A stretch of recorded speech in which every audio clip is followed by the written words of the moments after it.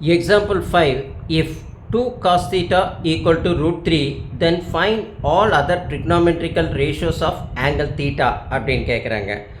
இப்போது நம்மளுக்கு 2 cos theta equal to root 3 அப்படின்னா to be given இல்லைங்களா? அதை வந்து நம்ம எப்படி எடுத்துக்கிறோம்? if 2 cos theta equal to root 3னா cos theta equal to root 3 இந்த 2 வந்து மல்டிப்ளிகேஷனாக டிவைடில் கொண்டு வந்துருப்போம். cos theta equal to root 3/2 அப்படின்னா நம்மளே ஒரு என்ன செய்கிறோம்? ரஃப் டயக்ராம் ஒன்று வரைகிறோம். எப்படி வரைகிறோம்? ஏபிசி அப்படின்ட்டு ஒரு ரைட் ஆங்கிள் ட்ரையாங்கிள் ஒன்று வரைஞ்சிக்கிறோம். அந்த ரைட் ஆங்கிள் ட்ரையாங்கிள் பி தான் நம்மளுக்கு என்னது 90 டிகிரி. 90 டிகிரிக்கு ஆப்போசிட்டில் இருக்கிறது எப்பயுமே நம்மளுக்கு என்னவன்னு தெரியும்? ஹைபாட்டினூஸ் நல்லாவே தெரியும். அப்போது இங்கே கேட்டிருக்கிறது என்னது? நம்ம சியை வந்து தீட்டாவை வச்சுக்கிட்டோம்னா இது ஆப்போசிட் சைடாக வரும், இது ஹைபாட்டினூஸாக வரும், இது அட்ஜசன்ட் சைடாக வரும் அப்படின்ற கான்செப்ட் நம்மளுக்கு புரிஞ்சிடும். அப்போ காஸ் தீட்டாவோட கான்செப்ட் என்னது? √3/2 அட்ஜசன்ட் சைட் பை நம்மளுக்கு என்னது? ஹைபாட்டினூஸ். அதுதான் நம்மளுக்கு வரும் அட்ஜசன்ட் சைட் பை ஹைபாட்டினூஸ் இல்லைங்களா? அட்ஜசன்ட் சைட் பை ஹைபாட்டினூஸ் அப்படின்றத கான்செப்ட் நம்மளுக்கு புரிஞ்சதுனாலே அப்போ அட்ஜசன்ட் சைடில் √3 மென்ஷன் பண்ணிடுறோம், 2 தூக்கி ஹைபாட்டினூஸில் போட்டுக்கிறோம். அப்போ √3/2 அப்படின்னு நம்மளுக்கு தெரிஞ்சிச்சு. அப்போ 2 சைட்ஸ் டு பி கிவன். அப்போ தேர்ட் சைடு ஏபின்றது ஆப்போசிட் சைடு நம்ம கண்டுபிடிக்கிறோம். அப்போ நம்ம by help of the Pythagoras தியரத்தை யூஸ் பண்ணி ஆப்போசிட் சைடு என்னது இருக்குது? ஏபி ஸ்கொயர் ஈக்குவல் டு இல்லைங்களா? அதுதானே ஏபி ஸ்கொயர்.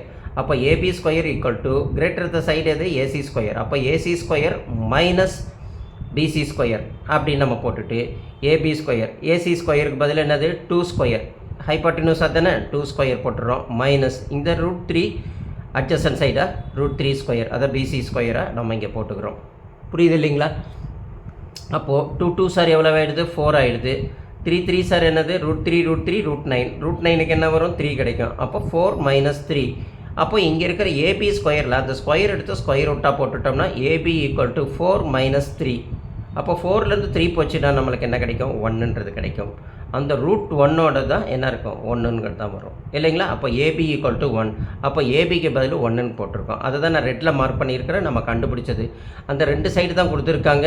√3ன்ற அட்ஜசன்ட் சைடும் 2ன்ற ஹைபாட்டினூஸ் மட்டும்தான் கொடுத்துருக்காங்க. With help of the Pythagoras theorem மூலியமாக நம்ம அந்த தேர்ட் சைடை ஆப்போசிட் சைடு 1ன்றது நம்ம கண்டுபிடிச்சிட்டோம்.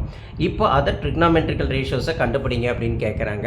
நம்ம தாராளமாக என்ன செஞ்சிடலாம்? இனி ட்ரிக்னாமெட்ரிக்கல் ரேஷியோஸை அழகாக கண்டுபிடிச்சிட்டு போகலாம் இல்லைங்களா? இப்போ பாருங்கள், இப்போ சைன் தீட்டாவோட கான்செப்ட் என்னன்னு நம்ம பார்த்துருக்கோம் ஆல்ரெடி. சைன் தீட்டாக்கு என்ன வரும் ஆல்ரெடி உங்களுக்கு தெரியுமே, சொல்லுங்கள் பார்க்கலாம். Very good. Opposite side by hypotenuse அப்படின்னு தெரியும். அப்போது தீட்டாவை நம்ம சியில் குறிச்சோன்னா ஆப்போசிட் சைட் பை ஹைபாட்டினூஸ். அப்போ 1/2, அதுதான் 1/2. புரியுது இல்லைங்களா? அப்போது ஏபி பை ஆப்போசிட் சைட் என்னது? AB by AC. அப்போ ஏபி பை ஏசி. அப்போ ஏபி என்னது? 1, ஏசி என்னது? 2. அப்போ 1/2 மென்ஷன் பண்ணியாச்சு. அடுத்தது என்ன கேட்குறாங்க? காஸ் தீட்டான்னு என்ன ஸ்லோகன் தெரியும்? அட்ஜசன்ட் சைட் பை ஹைபாட்டினூஸ்ன்னு தெரியும். அதாவது பிசி பை ஏசி. அப்போ பிசி பை ஏசி, பிசி என்ன வருது? √3 வருது. ஹைபாட்டினூஸ் என்ன வருது? 2 வருது. அப்போ √3/2 அப்படின்னு நம்ம போட்டுறோம். அடுத்தது என்ன போடுறோம்? நம்ம tan தீட்டா அப்படின்றத நம்ம போடுறோம். tan தீட்டாக்குன்னா என்னன்னு தெரியும் உங்களுக்கு? ஏபி பை பிசி, அதாவது opposite side by adjacent side. அப்போ ஏபி பை பிசி. அப்போ ஏபி பை பிசி என்ன வருது? 1/√3 அப்படின்னு நம்மளுக்கு கிடைக்குது இல்லைங்களா? இப்போ 1/√3 நம்ம இங்கே போட்டுடலாமா? 1/√3 நம்ம போட்டுட்டோம். ஸோ அப்படி சைன் தீட்டாக்கு கண்டுபிடிச்சாச்சு, காஸ் தீட்டாக்கு கண்டுபிடிச்சாச்சு, டேன் தீட்டாவுக்கு அந்த ரேஷியோ கண்டுபிடிச்சாச்சு.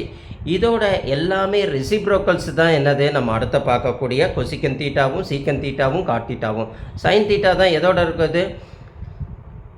1/sin தீட்டா தான் கொசிக்கன் தீட்டா. அப்போ இதோட ரெசிப்ரோக்கல் 2/1 இஸ் நத்திங் பட் எவ்வளவு? 2 வந்துடும். சீக்கன் தீட்டா அப்படின்னா என்னது? 1/cos theta. காஸ் தீட்டாவோட ரெசிப்ரோக்கல் தான் சீக்கன் தீட்டா. அப்போ 2/√3, அதை தான் 2/√3 அப்படின்னு நம்ம இங்கே மென்ஷன் பண்ணிடுறோம். அடுத்தது காட் தீட்டா எப்படி வருது? 1/tan theta. அப்போது tan தீட்டாவோட ரெசிப்ரோக்கல் தான் √3/1. √3/1 இஸ் நத்திங் பட் √3.